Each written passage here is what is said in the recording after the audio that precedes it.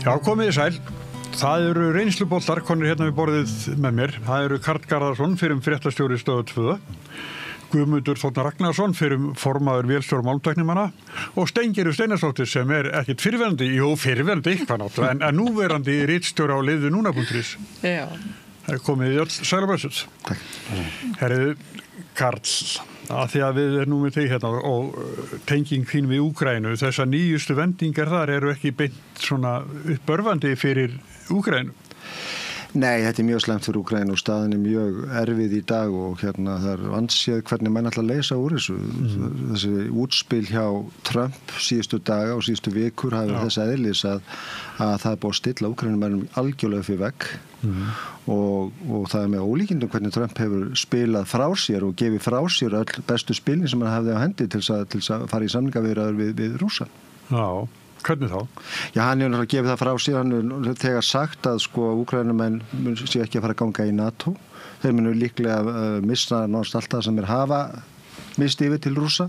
Það munu formlega verða að fara yfir til Rússland og svo framvegis. Þannig að þetta eru risastór mál og fyrir utan það að Rússar hafa síðan bætt í núna og eru fljótir að stökkva vagnin og segja núna að það gangi ekki heldur Evrópuríki sé að senda friðargæsluliða til Úkraínu. Þannig að landið á bara að vera ekki neitt þar sé að þeir geta ekki staðist neina innrás frá Rússum einir og sér. Nei. Þannig að þetta er alveg skelfileg staða og að vísu náttúrulega viðræður ekki hafnar formlega, þannig að við skulum aðeins bíða kannski og sjá hvað gerist. Já, það sem er komið í lofti núna, til dæmis eins og frá Trump er ekki svona hugreysandi. Nei. Það er langt frá því, þetta er eins slæmt og getur verið eiginlega og það er, hann þarf algjörlega að snúa kúrs ef hann ætlar að fara ef á einhvað koma út úr þess að viti en þess að Úkraínumenn munu aldrei samþykkja það sem að Trump er að segja og þeir munu aldrei samþykkja það sem að Rússar er að segja Já, og án þeirra aðkomu líka. Talan ekki þegar þetta er án þeirra aðkomu. Já, án þeirra aðkomu og það er ekki sem segir að það sé að fara að breytast því að nú munum væntanlega Trump og Putin fara að hittast innan kannski viku eða 10 daga og þeir eru ekki ennþá komnir inn í neinar umræður þá milli þessar aðra Nei. En getur ímyndið okkur það ef að Evrópuríkin og Bandaríkin hefðu ekki komið Úkraínu til hjálpar að þá hefðu Rússar bara náð Úkraínu? Já. Það liggur alveg fyrir. Við erum átt á því að 2/3 eftir sem að Zelenski sagði núna bara síðast í morgun og hann var að fara yfir þá aðstóð sem hann hefur fengið frá Evrópu og frá Bandaríkjunum þá sagði hann að mjög ýktar tölur sem að Putin var meðvarandi hvað þeir hefði hjálpað Úkraínumennum mikið og hann sagði ég man rétt að það væri kannski 1/3 sem að hefur komið með sjálfur eða 1/4 sem er sjálfurlagt til Bandaríkjumenn 2/3 og síðan var restin eitthvað smávís frá Evrópu Þannig að þetta dugar til þess þeir eru varla að halda í við Rússana í dag og ef að Bandaríkjumenn fara með kannski helmingina þeirra aðstoð nána sem er að fá í dag þá er þetta búið spil. En fyrir okkur hinn, við náttúrulega það sem við sjáum og heyrum að þessu sendur engum á sama. Nei, og þetta er svona bara eitthvað tómarúm ef maður er að reyna að bera sig eftir einhverjum upplýsingum eða þá verðast allir vera bara með eitt stórt spurningamerki og bara hvað næst og ég held að aftur á móti ég horfi nú svolítið á þetta hvernig Evrópa allar einhvern veginn að reyna að komast inn í þetta eða hvort hún hefur eitthvað getu til þess Úkraína er náttúrulega rosalega mikilvægt land ég meina þetta er svakalegt mataforðabú þetta er alveg gífurlegir hagsmunir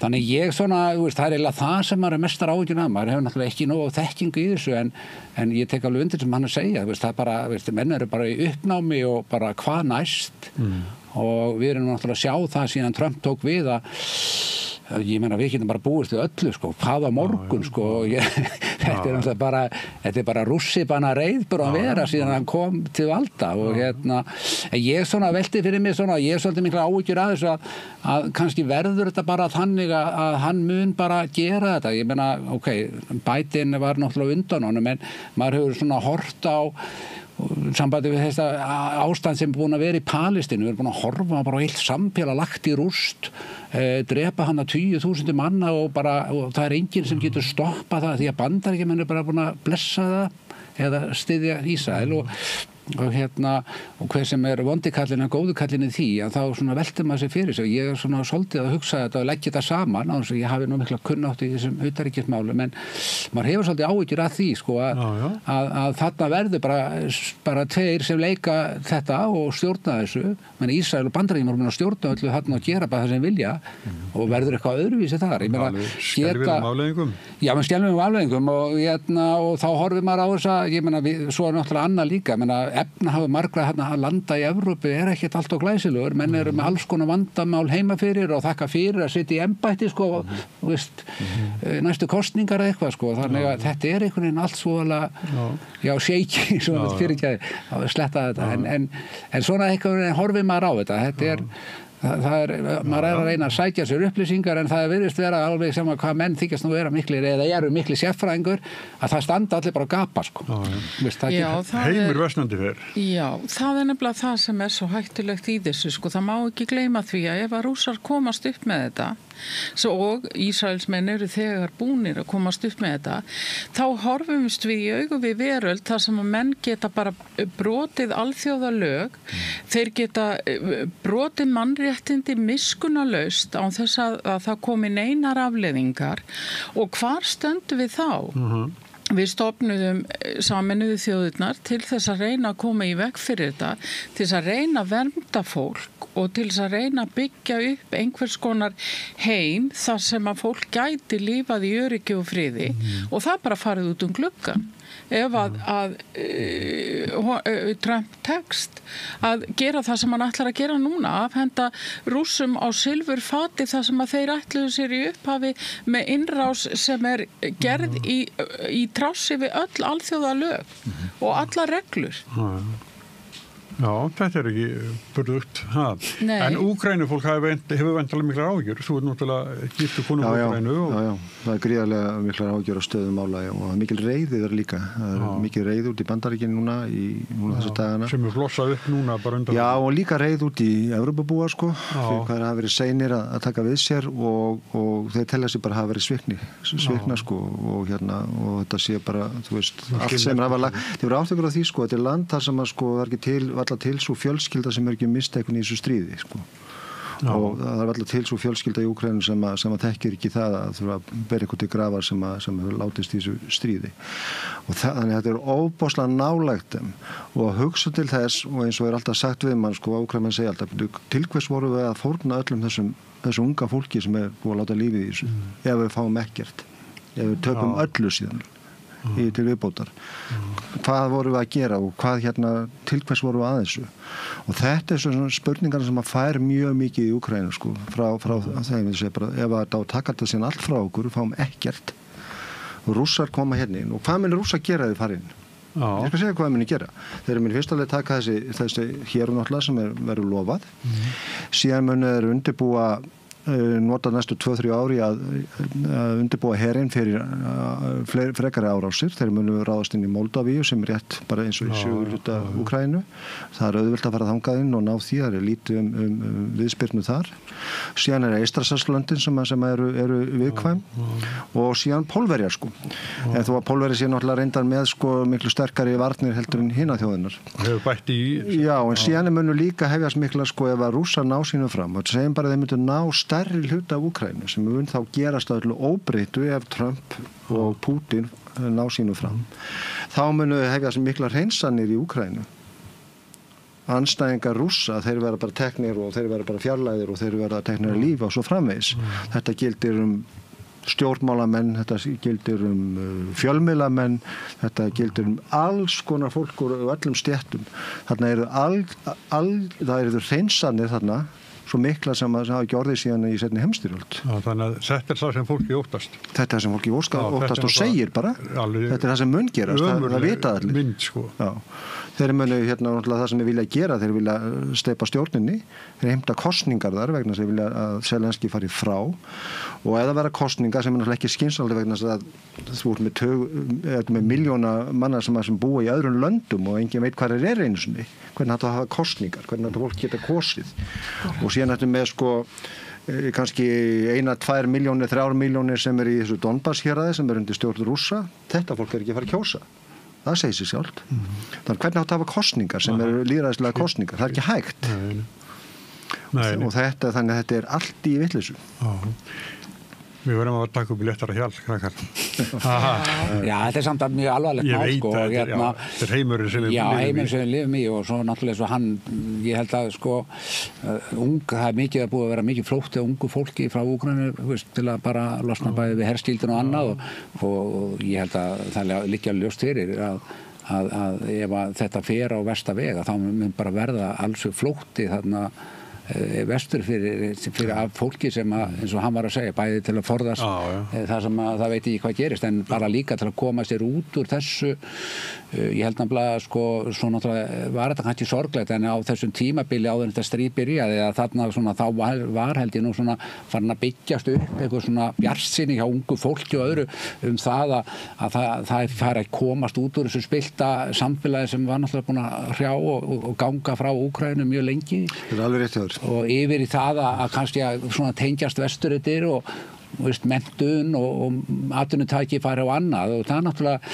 ég meina ef að þetta er bara að fara að drepa þetta niður þá náttúrulega getum við hort á bara samfélag sem er bara sviðu jörð skiljið, það er bara fara allir sem að eitthvað geta, mentað er eitthvað svona og þannig þetta eru alls konar getgátur við erum bara með stór spurningamerki sko en það er ástæða til að draga upp dökka mynd núna í ástandi þér Já, af því að þetta er alveg svona liggur við að sé borðleggjandi við höfum heyrt þess að sögu frá Rússlandi að fólk hefur verið að reyna að flýja þar herskildun og annað og þetta er þetta bara partur af þessu öllu saman sko. Og það er að missa heila kynnslóð af sko karlmönnum sem hafa farið í stríði. Þetta er sko aldurinn frá 25 til alltaf upp undir 60 sem aldurspíramídin er. Og svo þeir að færa þetta núna loksins, það er að segja vegna þrýstings frá Bandaríkjunum meðal annars, þá þeir að færa þetta neðar núna, þrátt fyrir að Úkraínumenn hafi ekki viljað gera það, þeir hafi ekki viljað setja unga fólki í þetta líka.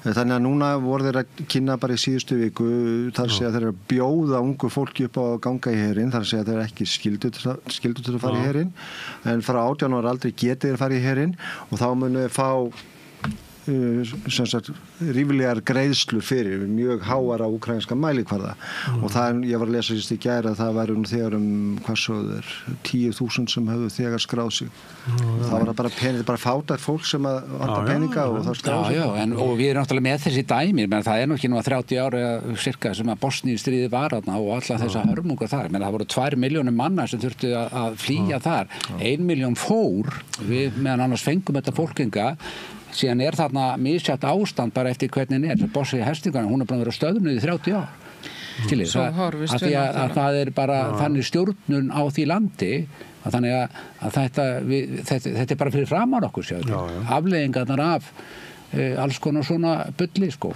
Svo bara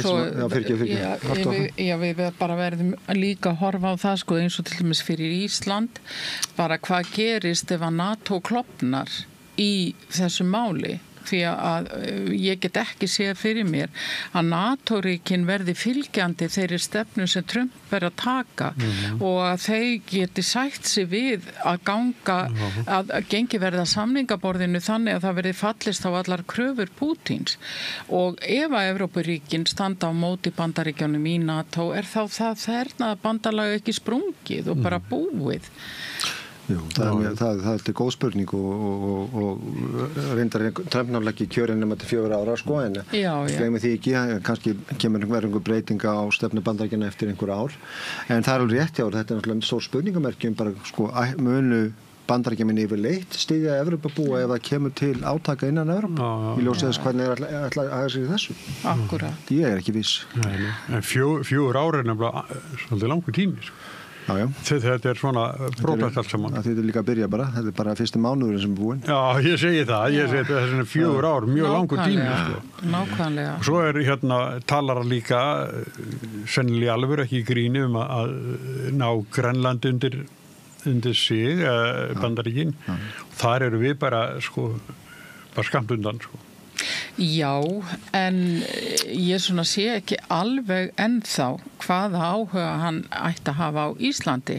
En Grænland geti skilið vegna þess að þar eru náttúrulega öllir þessi sjaldgæfu málmar í jörðu og þessar auðlindir sem að vitað og eru svo óstjórnlega mikilvægar til dæmis varðandi tækni og annað og svo auðvitað bara hernaðarleg staðsetning Grænlands, hann sér það auðvitað líka sem ágætis staðsetningu fyrir sig að koma sér fyrir til þess að skapa svona ákveðna valda ógn gagnvart Rússlandi.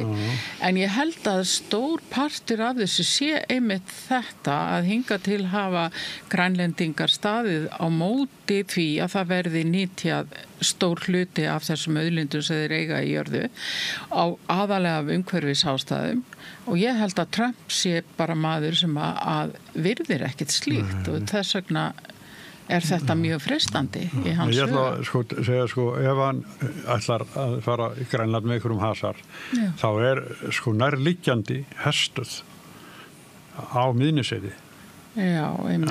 Jú, hann er líka að horfa á norðurheimskauti líka það er sér staðsendingu Grænlands því vegna þess að í framtíðinu verða sem mikla siglingar þarna á milli þannig að hann er að horfa á það líka, það skiptir gríðarlegu máli en það er mikil slagsmál svona í gangi varðandi hjá stórveldunum varðandi norðurskautið og það sé kannski ekki mikið í fréttum hér þá er það samt og það skiptir miklu máli þannig að við erum búist við hverju sem er frá Trump varandi Grænland. Ég var nú svo barnalegur þegar þetta kom í lofti að ég sagði nú svona, er hann ekki bara að skella þessi fram svona aðeins að testa liðið þarna í Evrópu og sjá svona hvernig viðbröðum verða. Það sé kannski ekki meining á bakvið þetta, ég veit það ekki, þetta er náttúrulega grafalvarlegt mál en svo náttúrulega veltir maður náttúrulega sér fyrir sér ég náttúrulega þekki ekki alveg nógu vel inn í bandarísk stjórnmál en það er nú einu sinni þing þarna og ég hef nú verið að velta því svolítið fyrir mig menna getur ekki, er bara komin kóngur eins og ekkur sagði. Hann ræður báðum republikana á báðum deildum en svo í sumar verður kosið í fulltrúadeildinni og það er meirhluti mjög tæpur. Já, en þá velti fyrir mig sem bara er þá þannig að þá náttúrulega er þetta hálfgett innræði ef að bara, báðar deildir þingsins eru bara þannig að bara halleluja, já, skilur, en maður velti fyrir sér að því að auðvitað margir af þessum þingmönnum, maður hefur nú heyrt marga af þessum mönnum tala og sömurinn tala nú svona ákveðni skynsemi og gera sér alveg grein fyrir því að það eru alls konar hagsmunir eða svona, það er einhver limit fyrir hvað þú mátt gera og fara. Það er ekki allir bara taumlausi, Þessar forsetatilskipanir það er eftir að fara til þingsins. Akkurat, Þannig að þetta er svona, maður sé að halda í vonin og svo náttúrulega eins og við höfum séð það í Bandaríkjunum þá er alls konar hlutir sem er hægt að senda til dómstólana og það eru svona en svo getur hann haldið áfram þangað til kannski hann á Hæstarétt. Já, hann ræður Hæstarétti. Sjá þessar tilskipanir samt þegar þær fara í framkvæmd þó að þessi ekki búin að Já, ég veit það.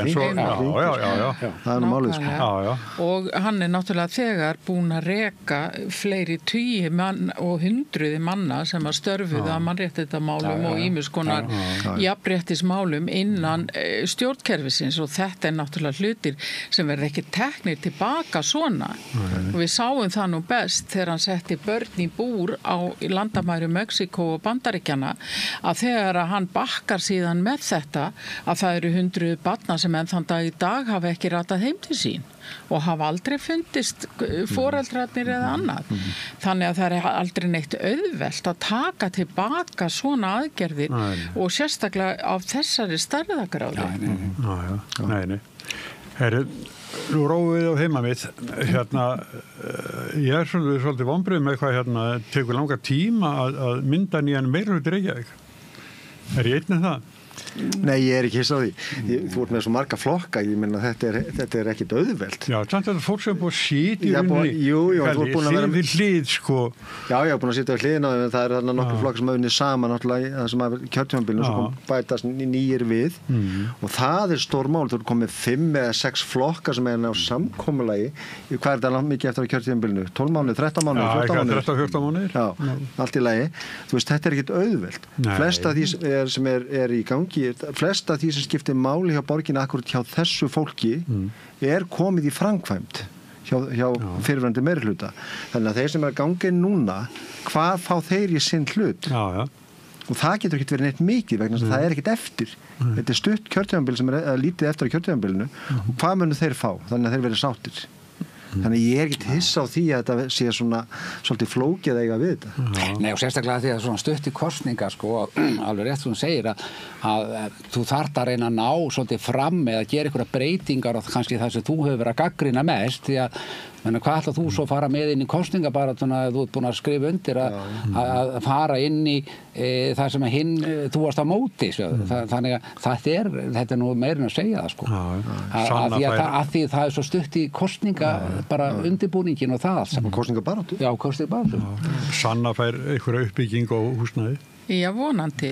Ég bara vona það að þau nái fram á einhverju og þau geti gert eitthvað en þetta er alveg rétt sem þið segið þegar ákaflega stutt í kosningabaráttu og það þarf ansi mikið til ef að þessir flokkar eiga ná að sanna sig á einhvern hátt og kannski er það ástæðan fyrir því að þetta gangi svona hægt en kannski eru þær bara að taka valkyrjurnar sér til fyrirmyndar og bara vilja taka sinn tíma í þetta eins og þær sögðu og gerðu núna fyrir jól. Það er aldrei að vita. Nei. En samt er þetta sko framsókn slítur meirihlutanum og mér fannst þetta afskaplega eitthvað svona einkennileg bera fyrir sig flugvöllin og flugvöllurinn verður þarna þar til hann verður loka sko og það er ekki komið að þeim tímamótum. Við sjáum þau ekki eins og nánustu framtíð því það verður að vera komin annar völlur þannig að við sjáum þau ekki eins og nánustu framtíð sko. Ég er alveg sammála ég fannst þessi ákvörðun hjá fyrirverandi borgarstjóra mjög undarlegt þar að segja mér núverandi hann situr borgarstjóri og mér fannst mjög sérkennilegt að fara þessa leið ég skildi alveg hvað það sko lá á baki eins og þú segir réttilega flugvallamáli er ekki mál sem á getur stokkið út úr samstarfi út af sko vegna þetta er mál sem búið að vera í gangi núna eins lengi við munum eftir og verður í gangi næstu árin og áratugina jafnvel sko þannig að þetta mál er ekkert að fara neitt sko það sem að hefur spilað inn í þetta held ég sko og mér finnst þetta hafi verið svona einhver bráða ákvörðun sem að hafi verið illa hugsuð að það er náttúrulega að framsóknarflokkurinn var þarna komið mjög slæmar tölur úr könnunum það er komin í hvað 3% eitthvað slíkt sko og það er náttúrulega og það hefur ýtt á að fara að gera eitthvað þá að menn fara að segja við náum ekki nógu miklu fram við þurfum að gera þetta og þetta og þetta og þá hefur rökið mér þessi ef við náum ekki að mynda nýjan meirihluta þá er bara betra að vera í minnihluta þá getum við allan barist það sem eftir kjörtímabilsins en við erum alveg eftir að sjá hvort að það gengur eftir ég er ekki svo vissum að það gerist ég held að það sé mjög slæmt fyrir framsóknarflokkinn að missa þessa rödd sem hún hafði þó í meirihluta og hvað þá að vera með borgarstjóra þannig að ég held að það sé að hafa verið illa hugsað og við höfum séð það bara í gegnum tíðina að það að fara í minnihluta getur endað með ósköpum við sáum það hjá Bjartri framtíð á sínum tíma þegar hún var að þingi að það sá flokkur bara dó bara með því að fara úr stjórnarsamstarfi og ég hef áhyggjur af þessu fyrir hönd sko þessa flokks, það segja framsóknarflokksins. Já, þú nú setið á þingi fyrir flokkin. Já, ég hef setið á þingi fyrir flokkin, ég reyndar ekki hann lengur en ég hef setið á þingi fyrir hann og ég held að sko framsóknarflokkurinn með alla sína sögu og þessar gamlu rætur og allt það sko, ég hef áhyggjur af flokknum. Af hverju sagðir þú flokknum? Það er nú einfalt svar við því. Ég var fann að vinna á fjölmiðlum og mér fannst það ekki vera viðeigandi að vera í skráður stjórnmálaflokka menn ég var að vinna á fjölmiðlum. Það var bara mitt prinsip mál sko. Það var ekki flóknara en það. Eftir ég hætti með þáttinn Sprengisann, þá gekk ég í fjórflokkin. Já. Það var alla fjóra. Já, bara skil og auð og allt bara að ég var svo fastur í prinsipónum, sko. Já. Og bara gekk ég í fjórflokkin, sko. Og búin að segja Vinstri grænum en gengin í sósíalistaflokkin, þannig að ennþá verið 4. En hvað finnst ykkur um þetta? Þetta Jú, sko, það má velta þessu öllu fyrir sér svona, okkur verið þessi ákvörðun tekin, sko. Ég meina, það kemur þessi skoðanakönnur, menn geta alveg tengt hana. Ég hef oft á móti fundið svolítið til með Einari svona upp á síðasta kannski síðan hann kom sem borgarstjóri. Mér finnst hann alltaf vera svara fyrir svona ýmis mál sem að klúðrast hafa hjá borginni sko að fyrirverandi meiri hluta og degi sem hann var. Þannig að ég var nú fann að tala um það að auðmikið Einar alltaf að afsaka eitthvað sem hann ber ekki ábyrgð á.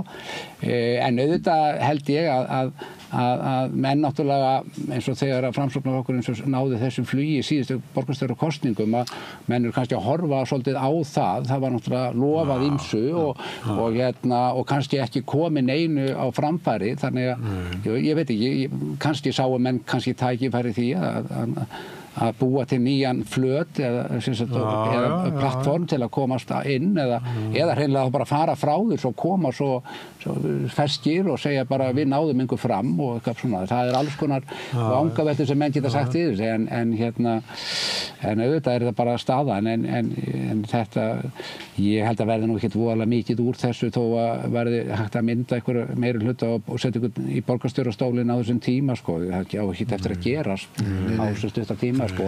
En það eru margar vangaveltur verðandi þessa ákvörðun. Getur verið að Einar hafi honum bara brugðið hvað það var mikið skítadjobb sko. Þurft að vera hér og vera þar og bara sagt, Sigurður ég verði að losna undur. Ég held ég á mjög erfitt með að taka undir það því að hann vildi fá þetta starf og hann samdi það og ég nú miklu verri manneskja heldur en Guðmundur hérna við hliðina á mér þannig ég vorkenni Einar bara ekki neitt sko.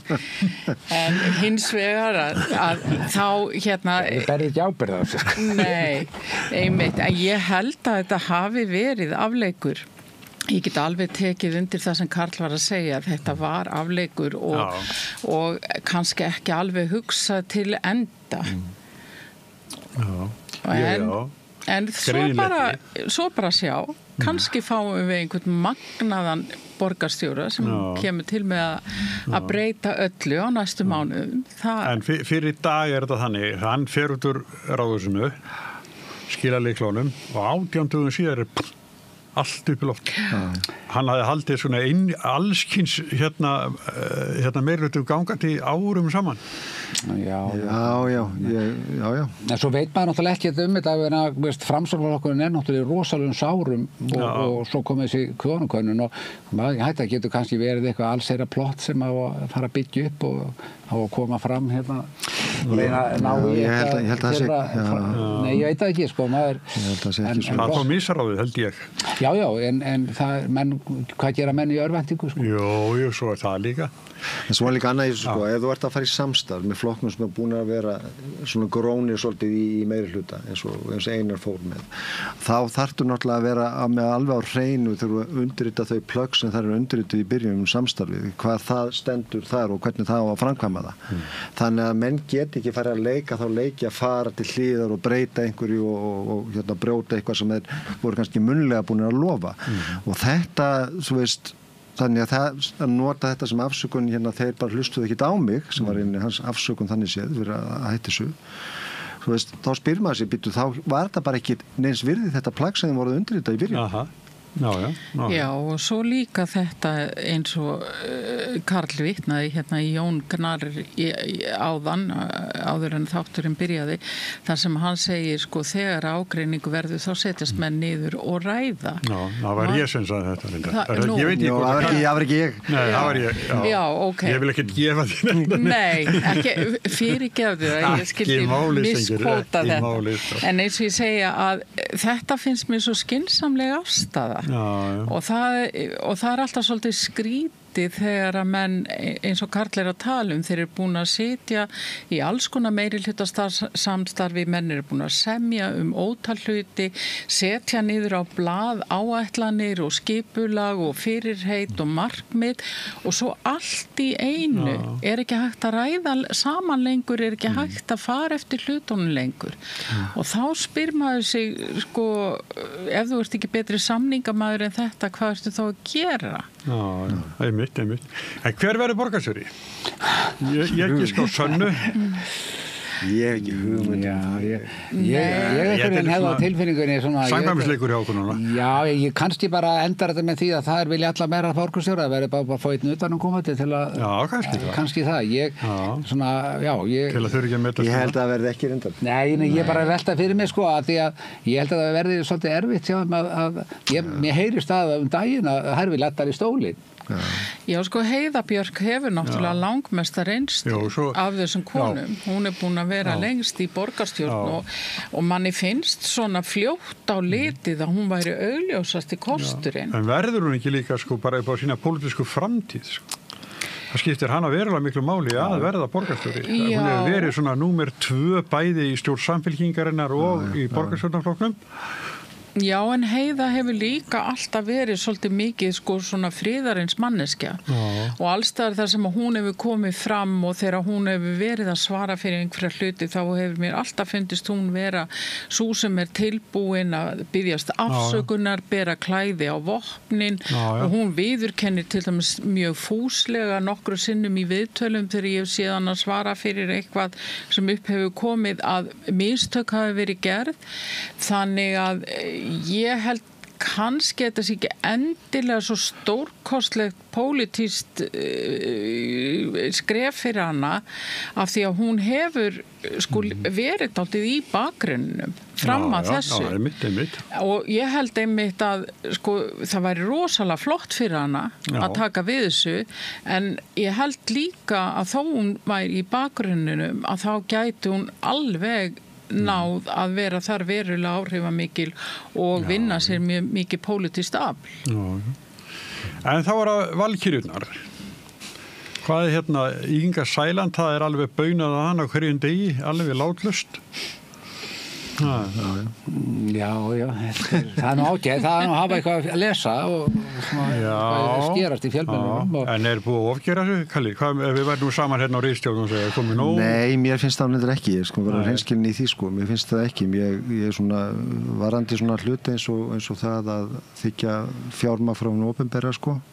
Og við vitum alveg hvernig opinbera haga sig gagnvart svona okkur hinu og litlu köllunum sko í þjóðfélaginu sko að þá finnst mér þetta alveg þess virði að það er að sko taka svona mál upp sko ég hef aldrei skilið að hverju þingnefndir að taka svona upp sko það sem að þingmenn rauninni að sko að kveða upp einhverju úrskurði og nánast dæma í eigin málum sko eins og á að fara að gera í þessu máli sko svona frista þess að koma ekki á og menn fyrir eitthvað og svo fer þetta út í það líka sko það er rétt hjá þau sko þannig að en ég er hins og þeirra skoðunar svona mál eigi að skoða alveg til þaula. Ég er þeirra skoðunar.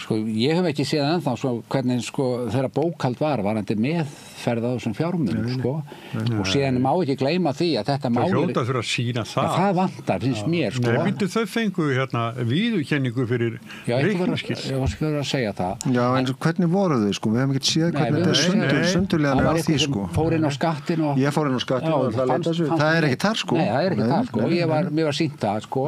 En síðan má ekki sko, þetta er nefnilega svolítið svona, þetta er kannski svolítið erfiðara mál heldur en áttir að vera sko. Það voru 58.000 ellilífeyrisþegar og öryrkjar sem þetta endurgreiði fyrra þegar skatturinn kom að því að við erum í þessu vandræði með það að það er misræmi á milli útgreiðslana og út af þessu verbótum og verðborgunni þannig að það getur ímyndað fjölmiðlalætin sem verða þegar að þetta fólk á að fara að borga tilbaka okkur á Jón að borga en ekki sér að Jón og þetta er ekkert búið sko en þetta er nú fréttaefni á hverju ári að það sé sem sagt og óréttlæti það er nú ritstjórnlífið núna óréttlæti gagnvart þessu mörgu þessu gamla fólki sem hefur ekki alltaf mikið á milli handana og er svona fá bakreikning sem bara er erfitt að kljúa ég get bara sagt ykkur það því ég er ekki út heima best og að heyra í sömu gamla fólkinu sem er að segja upp blaðinu að maður liggur að maður segir skal bara senda þetta ókipis sko.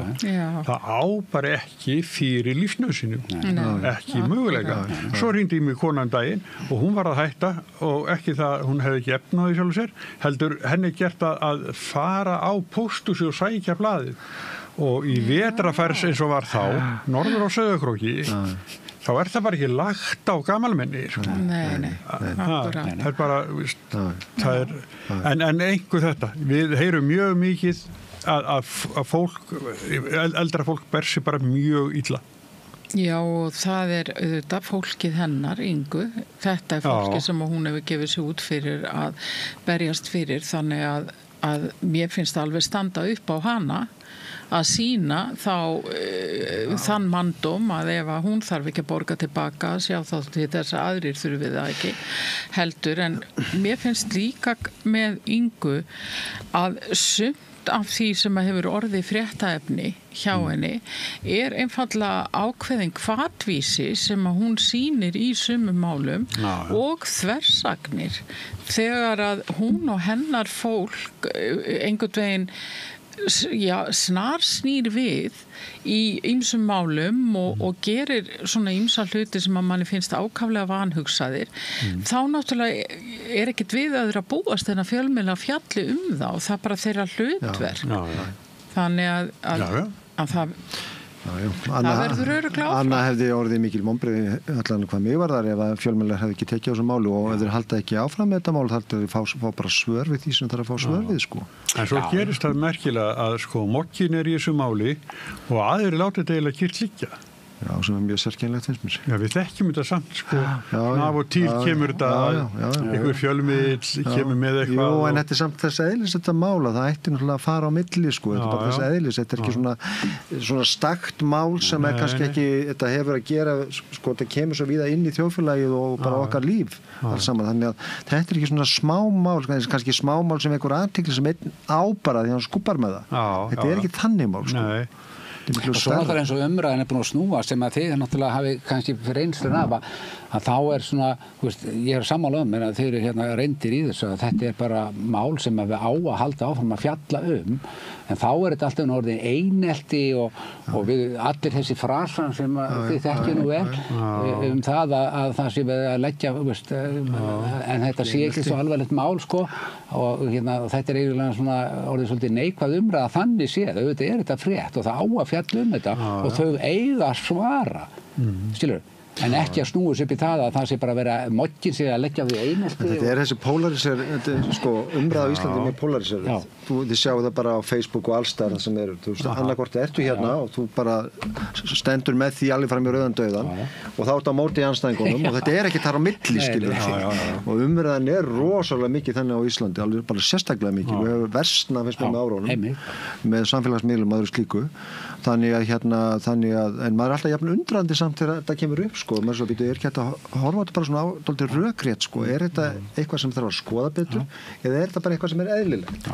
Það líka þetta að persónu gera málin, sko. Alveg eins og núna að nú verið að persónu gera þetta mál sem í raun og veru mál alls flokksins, þessa flokks og þá verið að vorkenna Ingu, það kemur alltaf upp þessi staða þegar að gengið hart fram til þess að reyna að ná einhverju niðurstöðu og einhverju svörum í einhverju tilteknu máli, þá alltaf búin til einhver þolandi eða fórnalamb í málinu og þá má ekki gera meira vegna þess að þetta nú orðið svo erfitt fyrir herðarnar á þessari tilteknu konu eða þessum tiltekna manni að bera og það er auðvitað ekki rétt. Nei. En þetta þekkjum við sem höfum verið að fjalla erfið mál og þá jafnvel sko ef þú vissi hvað að gera börnunum manns eða eitthvað svona sko, við þekkjum þetta alveg verið að reyna allt til að drepa málið. Já, og þessi nú verri heldur en og þá má ekki og af hverju verið að fjalla þetta mál svo, ég var aldrei heitu pótunum sko og ég var þetta mál kom upp þar, þetta tiltekna mál sem við ræða hér þá kom einn ágætur maður og sagði mig en öll hinn mál, svo tók hann upp einhver 10 önnur mál sem átt að vera einhver spilling spillingamál og voru kannski, ég veit það ekki, já, hinum á þessum flokkum og maður segja, já, bara skoða það líka en ég, sko, það breyti því ekki að þú ert ekki að hætta umræðinni, sko. En svo er náttúrulega heilhlíðin á sig líka sem er svolítið hlægilegt, sko, ef við horfum á, sko, að þegar menn eru í stjórnarandstöðu eða stjórn, sko, að maður horfir hérna, ég er nú á Facebook líka, ég veist þarna, að það er ákveðin þingmenn sem að voru mjög framalega í því að ef ykkur fór yfir á rauðu ljósi eða fekk stöður með þá var hvað komið í fjölmiðla, nú voru þeir farnir að þeir eru, sko, meðan þeir voru í stjórnarandstöðu, nú voru þeir komnir í stjórn og þá eru farnir að verja, sko, Ingu og viðreisnarmennirnir eru aðal hennar stöðnismenn, sko, og ég bara blöskrar þetta, sko, en þetta er svona hluti af þessu leikriti öllu, en samt svona, sko, samt sem áður, sko, þá finnst manni þetta að því það er nú verið að tala meðferð bara fleiri 100 milljónir peningar ríkisins og þá þurfum við náttúrulega bara, þá sé ekki hægt að bara klappa einhvernum á baki og segja bara ekki gera þetta aftur. Þetta þarf að fara allaveg og auðvitað þessi þingmenn líka sem eru að verja þetta en ef þeir væri í stjórnarandstöðu núna þá voru þeir búin að vera, sko, eldrauður í fjölmiðlum að æsast yfir þessu, sko. Þetta er svolítið hlægilegt, sko. Já, og Inga ætlaði nú að leggja fram vantraust á Svandísi Svavarsdóttur á sínu tíma fyrir það að hún hefði ekki farið fyllilega eftir lögum og reglum með hvalveiðibannið, en svo er allt í einu núna hægt að beygja aðeins frá reglum. Já. Þannig að fólk þarf alltaf svolítið að gæta sín á því að láta allt jafnt yfir alla ganga og gera sömu kröfu til sjálfra sín eins og til annara. Hérna var svar Daða Más Kristóferssonar fjármálaráðherra í þessu máli kannski var veikt. Það var mjög veikt. Þetta leit út alveg frá upphafi, sko, þetta var lagt fram sem einhver bara það var búið að velja þarna einhverju til þess að koma með og það var fyrirfram búið að ganga frá því rauninni þannig séð. Ég ætla ekki að segja að þeir hafi tekið við móti einhver fyrirskipunum þeir sem að voru að skrifa undir þetta, en samt sem áður þá leit þetta verulega illa út, sko. Þetta var verulega veikt, þetta var gengið fram í öllum lögum og reglugerðum og þetta, sko, stóðst ekki neitt sem var sagt hann, þetta er alveg rétt í sjálfu sér, skilur, þetta svona almenna reglur, en það eru, sko, lög í landinu sem þarf að fylgja og þetta held ekki neinu vatni, sko. Og lögin er mjög skýr, sko. Það er svona dæmi það einhvern tímann hefur maður séð hérna pantasvar, sko. Það var þetta, sko, það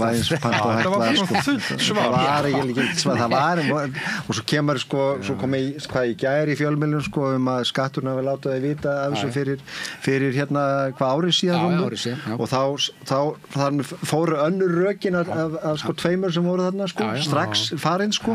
Þá eftirstanda bara einhver rökum að hérna þetta sé stjórnmálaflokkur, sko, þó hann sé að ekki verið skráður stjórnmálaflokkur því hann sem er fólk á þingi. Já. Sem ég er reyndar. Þetta er svo skrítið mál.